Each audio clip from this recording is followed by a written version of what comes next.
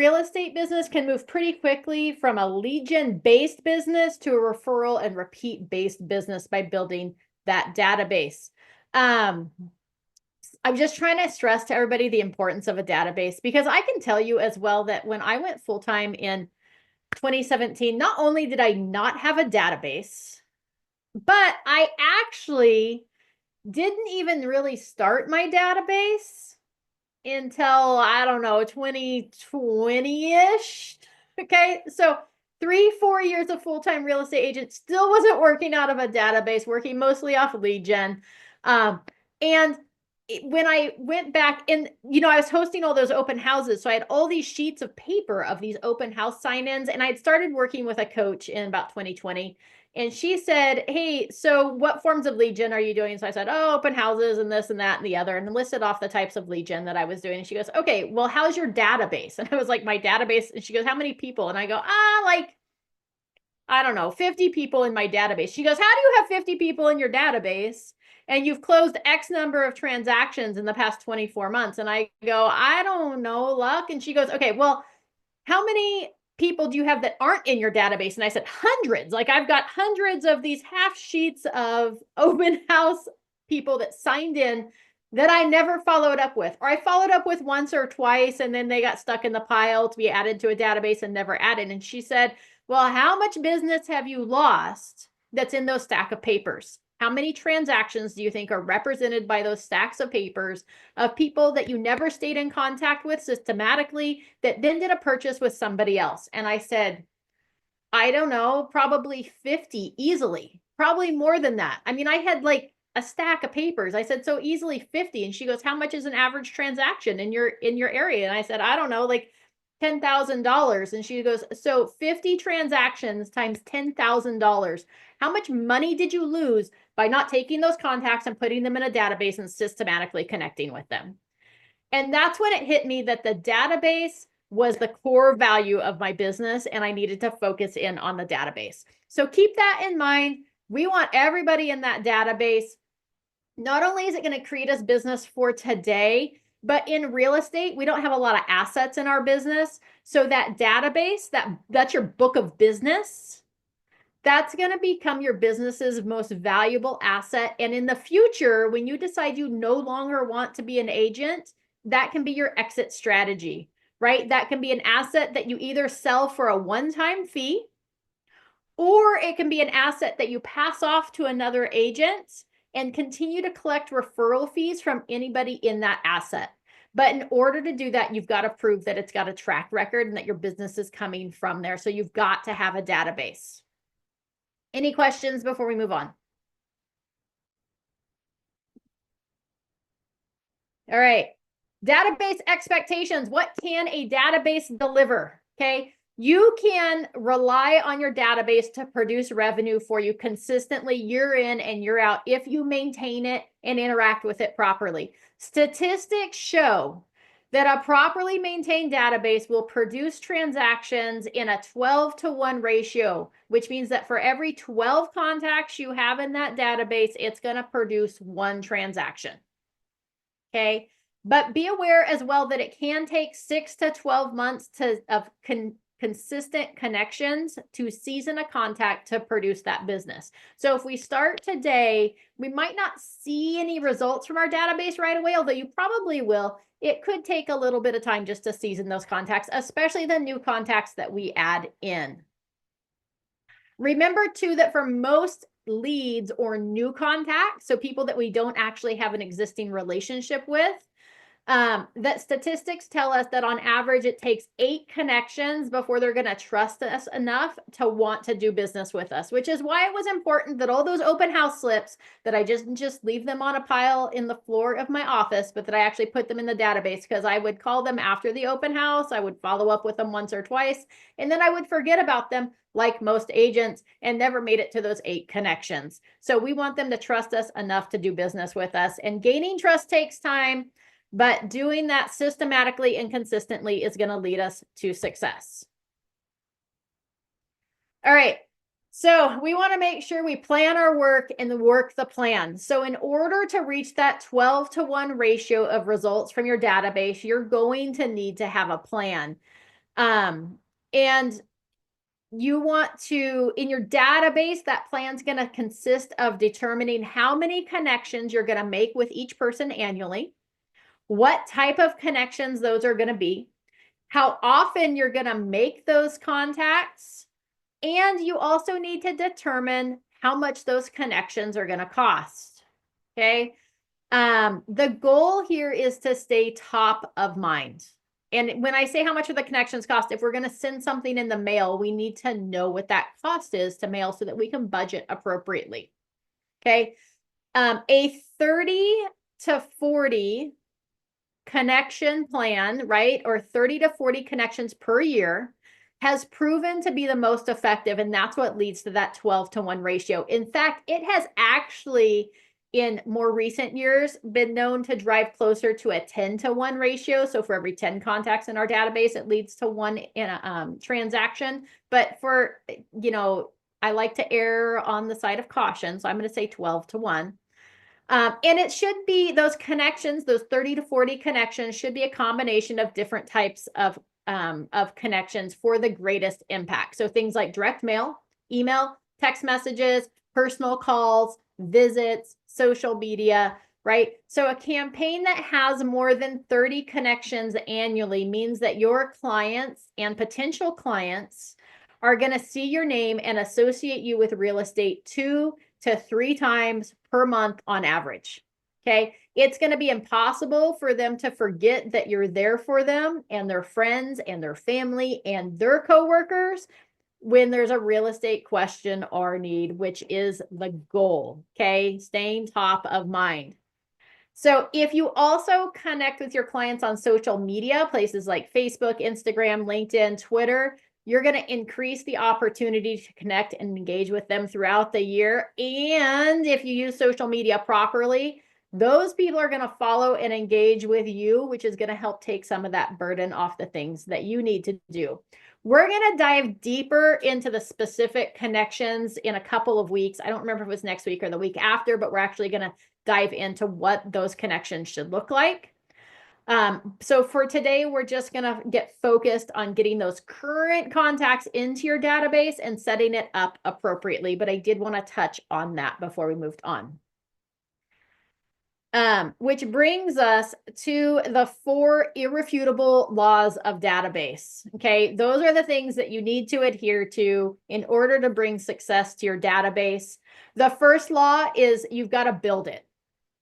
Okay, or you've got to add to it the names that you already have.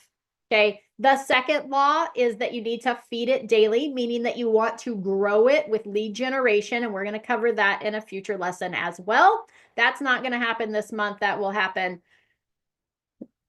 probably in February. Maybe make February our lead gen month, since we've covered database in January. So maybe we'll do that in February. The third law is that you need to nurture it.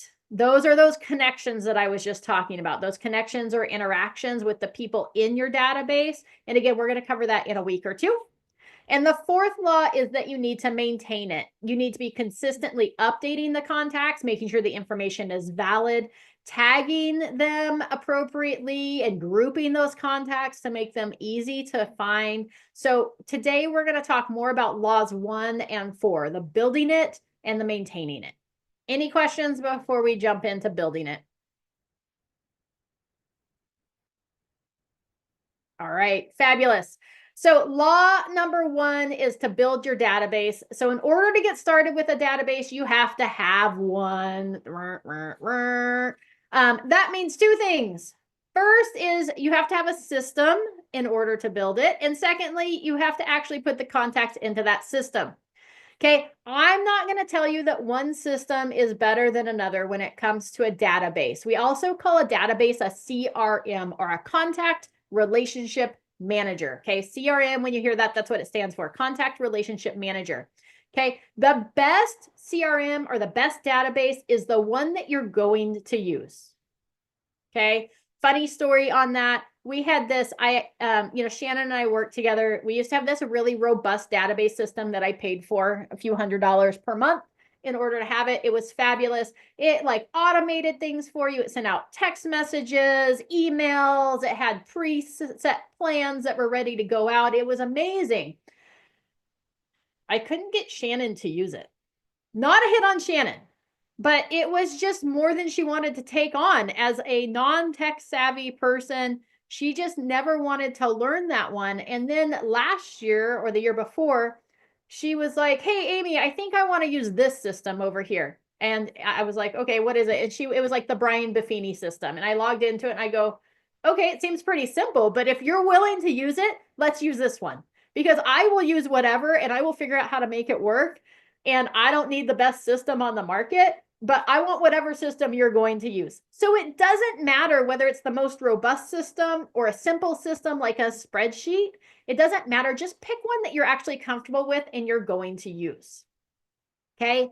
So again, it could be a Google spreadsheet. It could cost you hundreds per month. We do have a free system through Realty One Group Fox. It's called OneSuite. We're going to dive into the basics of OneSuite later this week. And then I will show you as the month progresses how to set up some smart plans and some automated emails and stuff through that. The possibilities are truly endless. There is, if you go search real estate CRM or real estate database on Google, you will come up with 150 different options ranging from free to, $1,500+ per month. So the possibilities are endless.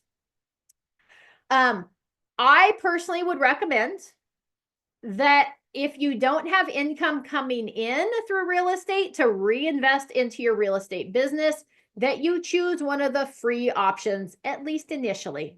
Okay. With free, you may not get the most user-friendly or the greatest number of features, but it's also not going to create that added stress of going into debt. Okay, once you have consistent income coming in, if you want to spend the money for a more robust system, then I would say go for it. Other than that, I would say go free. Pick out a Google Sheet or OneSuite. Personally, I would say OneSuite is a better option than Google Sheets. But again, it comes down to what you're able or willing to use. So once you've picked your system that you're going to use, whatever that is, then you have to decide who is going to go in that database. Okay. Here's the easy answer to that question. Don't pick and choose. Everyone goes in your database. There is nobody that should not be in your database.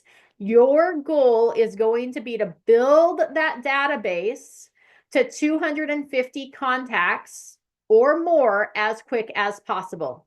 Okay. Based on our ratio of a 12-to-1 ratio in your database, if you were consistently working all 250 contacts in your database, that would mean 20 transactions a year. Okay, and let's say I'm wrong.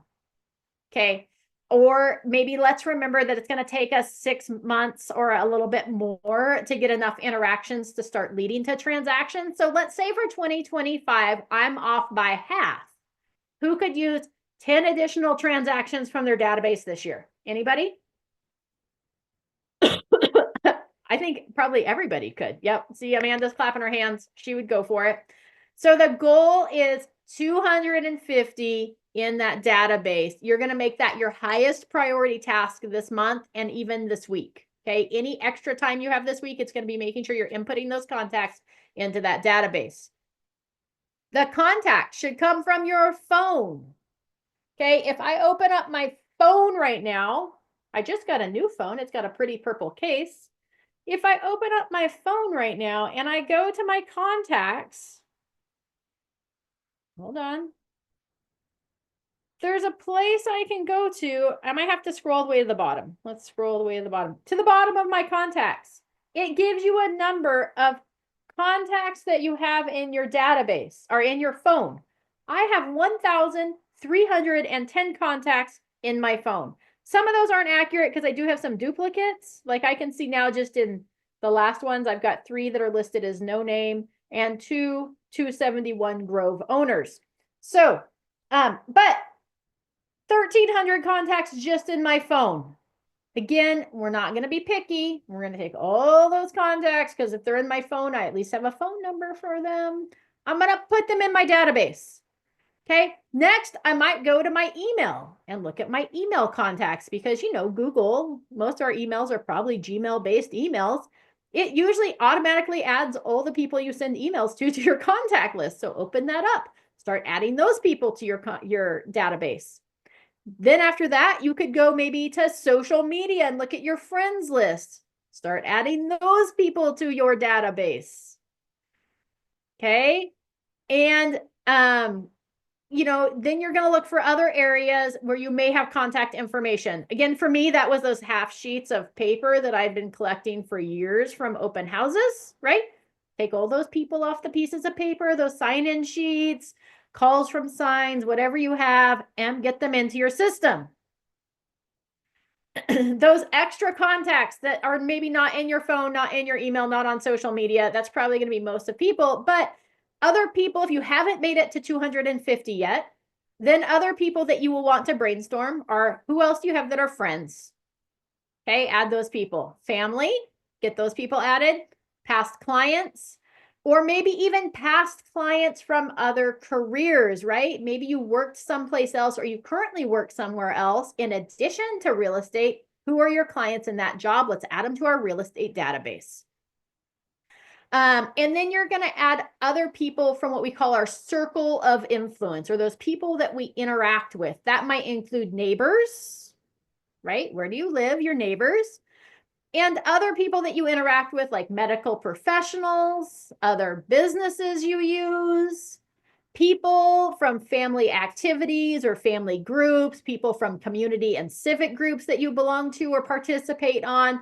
The possibilities there are really endless. You just want people in your database that you interact with. Okay. And remember, they don't have to be local. So if you're like, well, Amy, I see that you have 1,300 people from your contacts list, but if you were going to grow your business in Idaho, you wouldn't add all 1,300 people because most of those people aren't even from Idaho.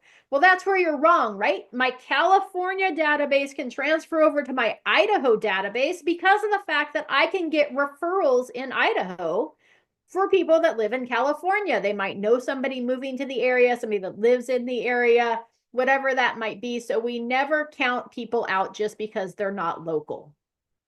Okay.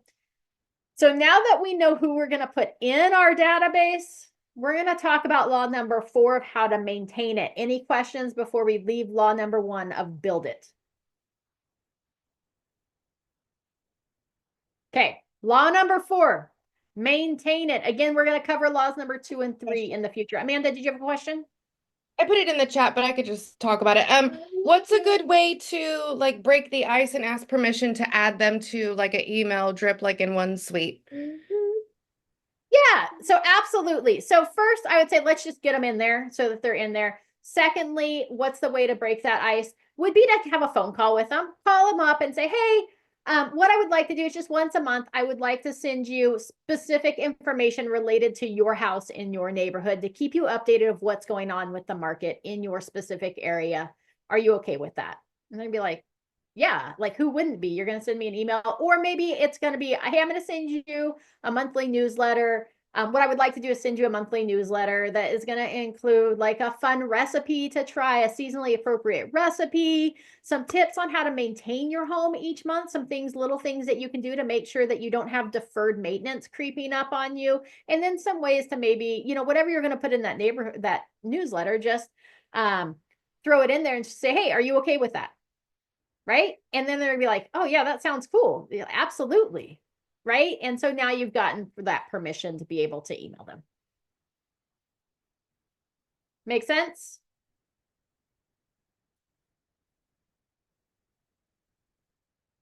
All right. Fabulous. All right. Law number OneSuite 4. training. Oh, sorry. Go ahead. When is the OneSuite training? I just want to know because I don't have like fun things set up like that yet. So in order to engage with them in a sense of like I want to be accurate. Yes, absolutely. So, Thursday at 9 a.m., we're going to dive into kind of OneSuite basics. That's not going to be our in-depth how to set up like the drip campaigns. So let me just double check. They're not labeled here. I'm gonna have to get back to you on that maybe before we hop off. I think Abby's back on. She was having problems with her Zoom, but maybe she can post that in the training schedule in the comments box. Otherwise, I will post it in the Foxhole group after our training is over for the upcoming trainings for the month. All right. Law number 4 is maintaining that database. And in order to maintain a database, not only do we have to have one like we just talked about, we have to build it, but we also want to start from ground zero of setting it up appropriately. If you already have a database going and you don't have these set up, you can choose what you want to implement and what you don't want to implement. And then it might just come to cleaning it up, which is part of maintaining it. But by setting it up correctly, it's going to allow you to send pertinent information to each contact.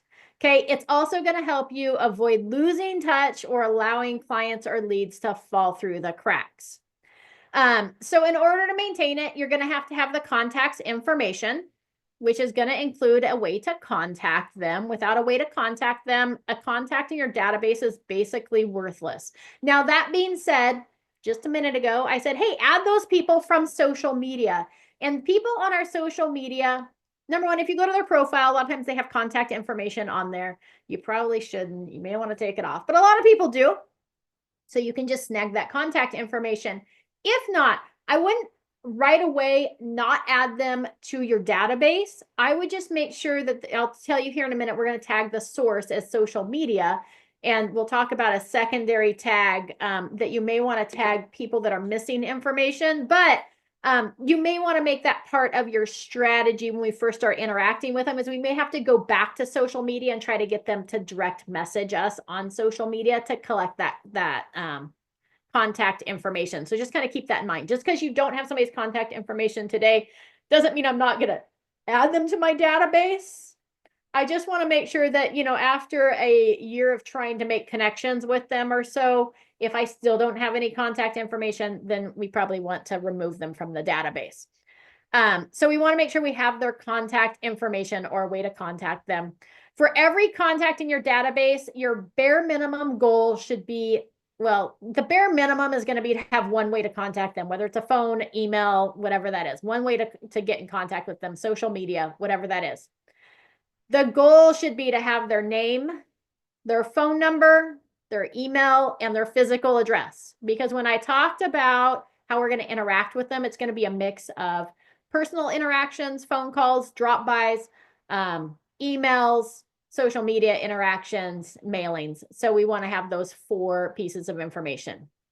Okay, now I would also encourage you to get bonus information.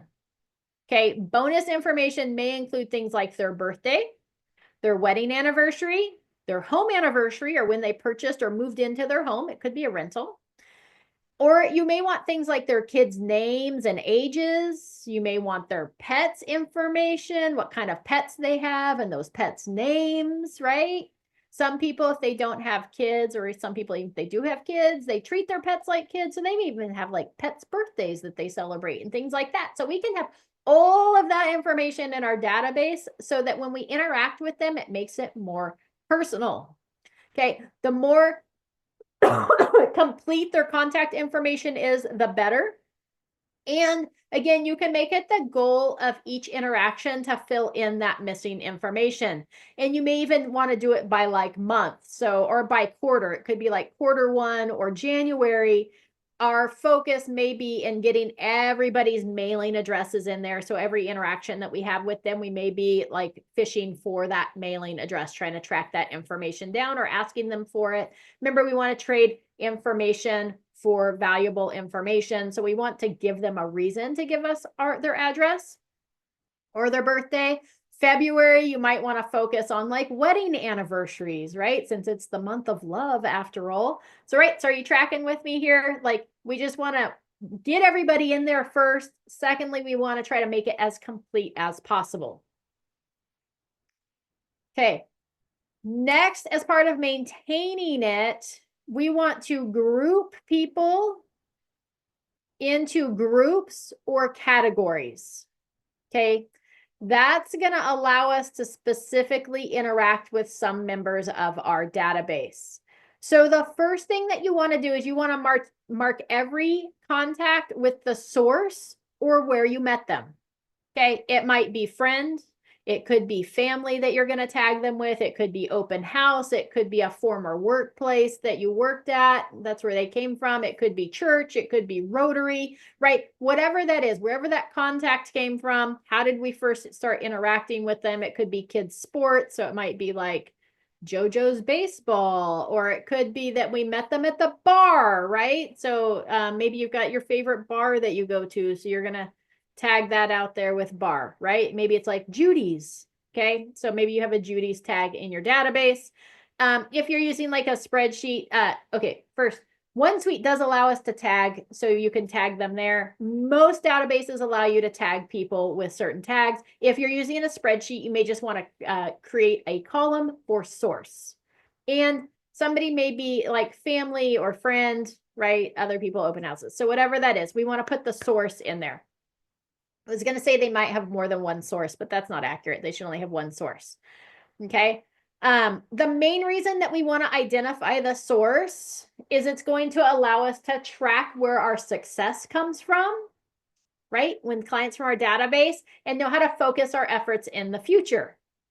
Okay. It also would allow us that if we have something that we want sent out to all of our open house people, it allows us to grab those people and sort our database just by open house people and send something directly to them versus the entire database. Or maybe we're sending something just to friends. Maybe it's a personal invite to your fire circle at your house or whatever that might be, and you want to send it to them versus everyone.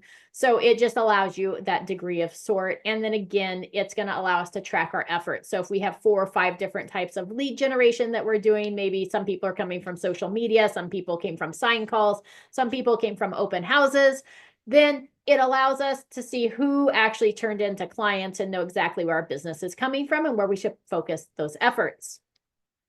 Secondly, after source, we want to tag them or add a column or group them in groups. Okay, that's going to, again, allow you to further target those interactions with them. So some groups that you might use could be past clients, could be a vendor. Maybe it's a home inspector, a pest inspector, a contractor, a handyman, right? That could be a vendor. It could be COI or your circle of influence, right? Those are people maybe that were neighbors or inside that circle of influence.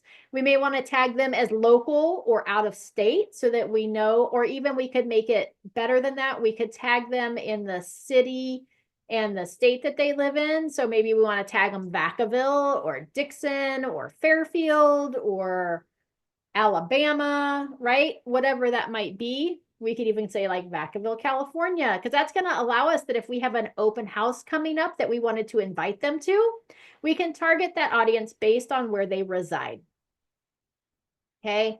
We may want to tag them as like homeowner versus renter, right? So these groups are going to be different than how we met them. So everyone's going to get a tag of where they came from, their source. Everyone's going to get a tag of a group, and the groups may have multiple groups. Somebody may be tagged as a past client. They might be tagged as local. They might be tagged as Vacaville, California, and they might be tagged as vendor because maybe they're also a vendor that has used us as a real estate agent, right? So they might fall into several groups, and that's okay. Overlap is okay. Okay, next, so that's sources and groups. Next, you want to identify them as captured or connected, or you could call that met versus not met. And if you're like, Amy, how do I have a not met in my database? Well, this is why. Okay, so those are going to be the people that you know versus the people that you don't know. Okay, so my neighbor might be connected. I'm connected with them. They know who I am. If they saw my phone number pop up on their phone, they'd probably answer it, probably because they thought their house was burning to the ground, but they would be connected versus somebody who passed through my open house that I only had a brief conversation with, I've got their information. I've captured their information, but they don't actually know me or know who I am. They may not answer my phone call or return a text message to them. That's the difference between captured and connected. Okay, I like to think of it as animals.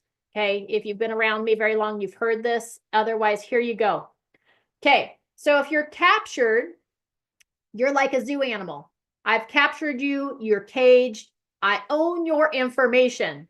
I have a way to reach out to you, but you may not want me to reach out to you. You may not even like me, right? You may just not know me yet. Okay, you are a zoo animal if you are captured. If you are connected, you are like my pet dog. If I call you, you're probably going to come, at least like 90% of the time, right? So captured, zoo animal, connected, pet. Okay, that's how we think of our contacts. Or again, it could be met, which would be the same as connected, or not met, which would be the same as captured. I have your information, but we are not in relationship. Okay, so you got sources, groups, captured versus connected, or met versus not met. And then you may want to tag them with their intent. Are they a buyer? Are they a seller? Or are they an investor? Okay, anybody who owns a home is a potential seller. Anybody who doesn't own a home is a potential buyer.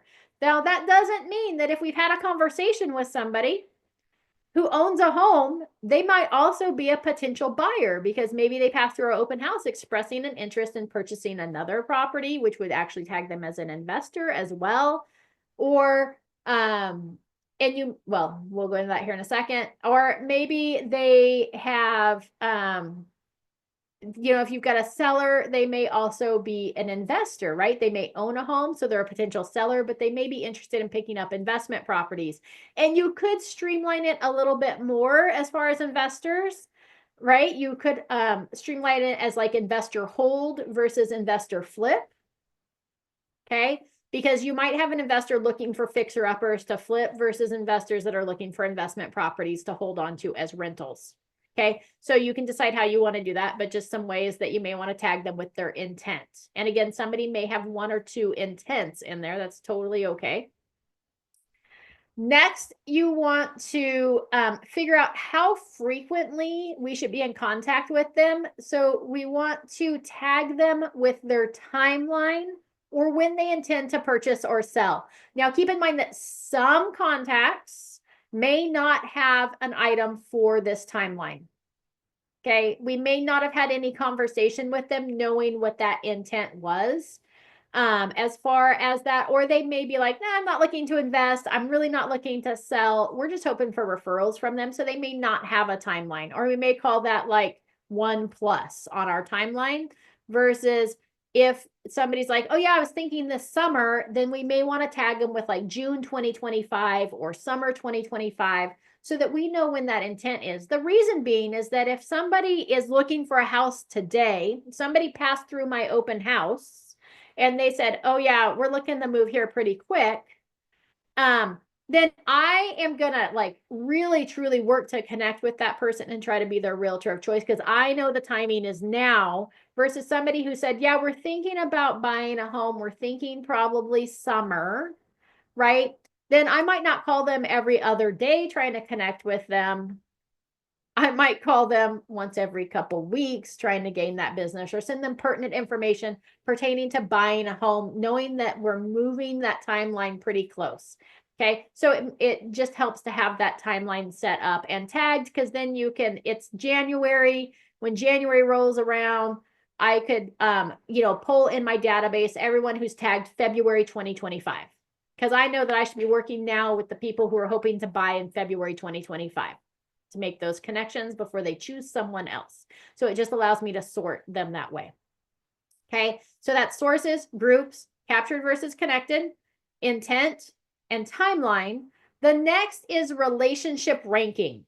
Okay, you may want to tag your database with a relationship ranking. So it could be something like A+, A, B, or C, or it could be something like gold, silver, bronze. Okay, and that's just going to be where like gold might be the people who have already transacted with us, right? Or people that are actively referring others to us, even if they haven't done business with us.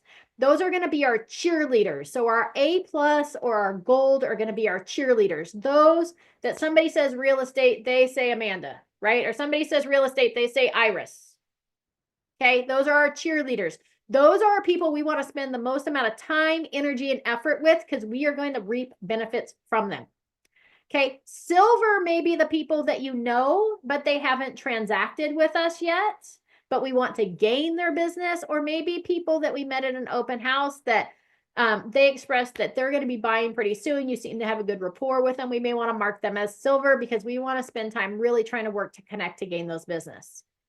Bronze may be people that you have lead generated. Maybe they called you off a sign call once and we haven't been able to get them to answer our phone call again, right? They're not responding to our messages and call. Those that we don't currently have a relationship with, those people that maybe we don't even really like that much off our friends and family list, we're going to spend the least amount of energy and effort with those. Or, you know, you've got those family members that they're like, oh yeah, Cindy, we know that you're a real estate agent, but we actually sent them over to somebody else to do that business with, right? And you're like, well, that was sad. You're now bronze or you're a C, right? So, so maybe we want to tag our database that way so that we can, if we're sending out pop buys, we can sort our database by those A plus customers or those gold customers. And then we know exactly who needs to get a pop buy, who we're going to spend our most time, energy, and effort with versus those that we aren't. Okay, does that make sense to everybody? The grouping and categorizing your contacts.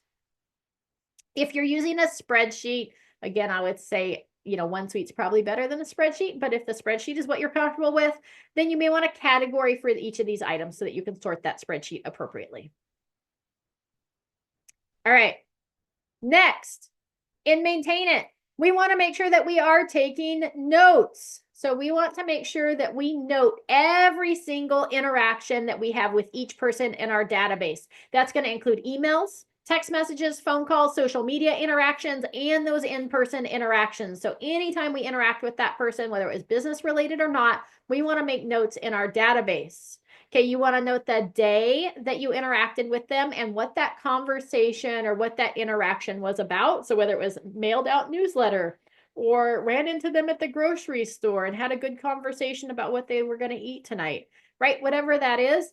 And if, well, not if, and once we have that interaction, we should make sure that we have a note or a task assigned as to when we are supposed to interact with them next. What does that next interaction look like, especially if we've had a conversation with them? What did we talk about? When I talk with them again, number one, when's that going to be? Was I supposed to follow up with them in a week, 2 weeks? Am I good for 3 months? Okay, what does that look like? And what should we discuss at that next phone call? Okay, so we want to make sure that we take those notes and keep our database updated, our CRM updated with those notes of interactions. Okay. And next, for maintaining it, and lastly, you want to make sure that you keep your contacts updated and that we eliminate or remove those that we don't want any longer. Okay, you're going to want to make sure to update addresses and home anniversaries as people move. So as you close transactions, you need to get in that database. You need to update their address with their new mailing address or add that rental property to their profile. You want to make sure that you update that home anniversary as well so that you have that accurate information. And people that you're transacting with, if you're missing information, that's a good time to reach out to the loan officer and be like, hey, did you happen to get their home or their wedding anniversary? Or can I get their birth dates from you, right? Their loan officer has all that information for the most part. We want to make sure that we update phone numbers and emails as we interact with those people. They maybe update that information. So we want to make sure you keep that information updated as well. And then as your database grows, you're going to constantly update those contact tags and categories, right? So, so as we interact with them and somebody who said, oh yeah, I was thinking summer 2025, they may say, yeah, we've decided we're going to wait until August, right? No longer June, we're thinking August. Or, oh yeah, we've decided the end of the year instead of summer, right? Whatever that is, we want to update that time frame. Maybe they moved from, maybe it was somebody who was captured but not connected, or was a not met, and now they are interacting with you and you're having conversations, we want to make sure to update that tag from not met to met, or captured to connected, because now we're connected with them, we have relationship with them. Right, so we're always going to be somebody who bought a home that didn't own one previously is now going to get updated from buyer to seller, right? So we're going to update those tags. And we may even need to eliminate contacts. Now, elimination may seem scary, but if we don't have contact information for someone, we just need to get them out and delete them. Now, I did say previously that if we moved people from our phones or from social media that we didn't have direct contact information from, especially those social media contacts, we want to spend the next 12 months trying to get them to respond and interact with us on social media so that we can gain that contact information. If we've tried multiple times, okay, not once, if we've tried multiple times, we've been unsuccessful at getting them to respond to us and getting any sort of pertinent contact information, or we added people from an open house and found that the number that we put in there or that they wrote on the sheet was a fake number and it no longer works, or maybe phones that have been disconnected. Now we have no contact information from them because we don't have an email, we don't have a phone number, we don't have an address. We just want to delete those people from the contact. Don't let bad contacts with bad contact information cloud up your database. Okay, so just delete them once we don't have contact information for them, or after multiple times of trying to track down people on social media or whatever. Now, this is the important part. If there's someone that we have decided we no longer want to work with, do not delete or eliminate those people from your database. Okay, if we delete or eliminate them from our database, we may not remember that we made a choice to not work with those people. Okay, instead, I want you to mark them appropriately. Okay, we want to mark them with, like, I don't know, maybe we're using gold, silver, and bronze to categorize our contacts. So maybe we make a coal category, and now we're going to delete all the other tags and everything, and we're just going to call them coal, or we're going to call them deleted, even though we're not actually deleting them, right? Something that's going to stand out to you. Maybe we're going to call them like Scrooge. Okay, whatever that is, I don't know. Have a category or a tag in your database so that you know that if that name pops up on your phone, that you have chosen not to do business with that person, okay, for whatever reason. Okay, it's okay to not want to work with someone, right? For instance, if you've been trying to work with someone who insists on being unhappy or angry or belligerent, maybe they're super difficult, it might be better just to let them go. Okay, and since negative people hang out with other negative people, you even getting referrals from that person is probably going to be other people just like them.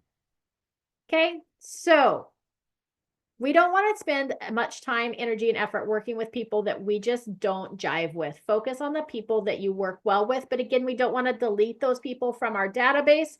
We want to tag them appropriately so that we know we don't want to work with them.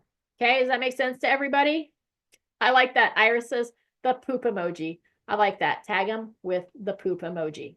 Yes, I have like 3 friends that did me dirty last year, so I actually did delete them. See, so it's okay to make those choices. We all have those people. I know in the beginning when you're like a brand new agent, you're like, business is business. No, trust me, business is not business. Okay, because some business, it just sucks the life force out of you, and they take up so much time, energy, and effort, and like emotional energy, that you no longer want to focus on the good parts of business. And so just don't work with those people. You could refer those people to somebody else if you wanted to, but if you feel guilty for like referring those people out, if they keep calling you, just block them, but keep them in your database so that you know you don't want to work with them in the future. Also on that, I'm going to back up a couple slides, because when we talked about groups and categories, I would tag my database with missing phone numbers, missing emails, missing addresses, need birthdays, whatever that is. So if you're missing information from a client, I would have a special column with whatever the information is that you're missing. so that you know that if quarter one is focusing on getting phone numbers, or January is based on getting phone numbers, you're going to look at everybody who doesn't have a phone number. We're going to send them emails. We're going to hunt them down on social media. We're going to find them a reason to want to connect with us via phone. Okay. So I would always tag my database with missing information as well. So that's not on this list. It should be on this list, but missing information tags. Okay. That brings me to the end of today's lesson on database. Oh, your homework is going to be to create your database, to get it to at least 250 contacts as soon as possible and make those people as complete as possible. Thank you for joining me today. Does anybody have any other questions or thoughts or ahas before we hop off today? Thank you. You are welcome. All right. Thanks, everyone. Have a great day, and we will see you on Thursday.